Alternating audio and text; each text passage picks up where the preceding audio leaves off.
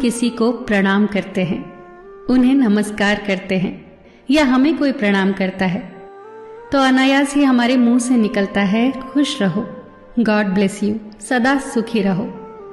ये जो प्रणाम के उत्तर में हमारे मुंह से निकलते हैं ना, ये कोई साधारण शब्द नहीं है, ये दुनिया के सबसे कीमती शब्द हैं। आजकल हम इन बातों को महत्व देना बंद करते जा रहे हैं, पर यकीन मानिए जो प्रणाम के जवाब के रूप में आशीर्वाद हमें मिलता है या हम किसी को देते हैं, वो 100% चमत्कारिक शब्द होते हैं, बेशकीमती शब्द होते हैं। एक बहुत प्यारी कथा कहने जा रही हूं। महाभारत का युद्ध चल रहा था। एक दिन दुर्योधन के व्यंग से आहत होकर भीष्म पितामह यह घोषणा कर देते हैं कि मैं कल पांडवों का वध कर दूंगा। इस घोषणा का पता जैसे ही पांडवों को चलता है तो उनके शिविर में बेचैनी बढ़ जाती है। सभी को भीष्म पितामह की क्षमताओं के बारे में पता था, इसीलिए सभी अनिष्ट की आशंका से परेशान हो जाते हैं। तभी श्री कृष्ण द्रौपदी से कहते हैं, तुम अभी मेरे साथ चलो। श्री कृष्ण द्रौपदी को लेकर सीधे पितामह भीष्म के शिविर में पहुंच जाते हैं। श्री कृष्ण स्वयं तो शिविर के बाहर खड़े हो जाते हैं, पर वो द्रौपदी से कहते हैं कि अंदर जाकर पितामह भीष्म को प्रणाम करो। जैसे ही द्रौपदी ने शिविर के भीतर जाकर पितामह भीष्म को प्रणाम किया तो पितामह भीष्म के मुख से द्रौपदी के लिए ये आशीर्वाद निकला, अखंड सौभाग्यवती भव। जैसे ही ये आशीर्वाद उनके मुख से निकला, उसी क्षण उन्हें स्मरण हो आया कि आज ही तो उन्होंने पांडवों के वध की घोषणा की थी और स्वयं ही उन्होंने द्रौपदी को अखंड सौभाग्यवती रहने का आशीर्वाद दे दिया। फिर पितामह भीष्म ने द्रौपदी से पूछा, पुत्री, क्या तुम इतनी रात को यहाँ अकेली आई हो या तुम्हें यहाँ श्री कृष्ण लाए हैं? तब द्रौपदी ने कहा, जी पितामह, और वो शिविर के बाहर ही खड़े हैं।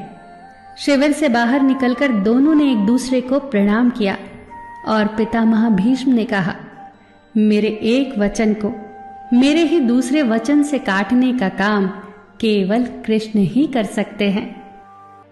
शिविर से वापस लौटते समय श्री कृष्ण ने द्रौपदी से कहा, तुम्हारे एक बार जाकर पितामह को प्रणाम करने से तुम्हारे पतियों को जीवन दान मिल गया है।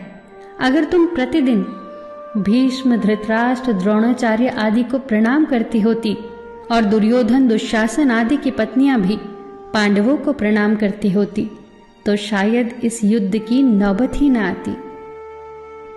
जो हर घर में कलह कलेश का वातावरण रहता है, वो कहीं न कहीं इस बात के मूल से जुड़ा है कि हम संस्कार भूलते जा रहे हैं। हम जाने अनजाने अपने बड़ों की उपेक्षा करने लगे हैं।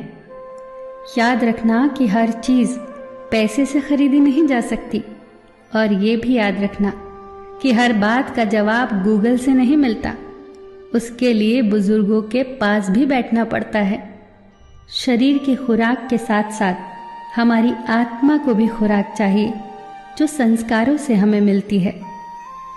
हम भूलते जा रहे हैं आशीर्वाद के महत्व को। आशीर्वाद एक कवच की तरह होता है जो हर बाधा से हमारी रक्षा करता है। कितनी सुंदर बात कही है किसी ने।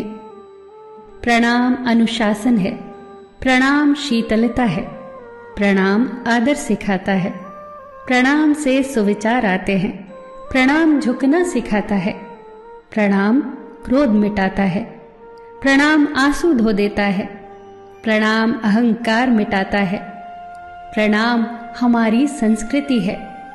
आप सभी को मेरा सादर प्रणाम। फिर मिलेंगे दोस्तों अगली वीडियो के साथ। तब तक के लिए अपना ख्याल रखना और हमेशा मुस्कुराते रहना।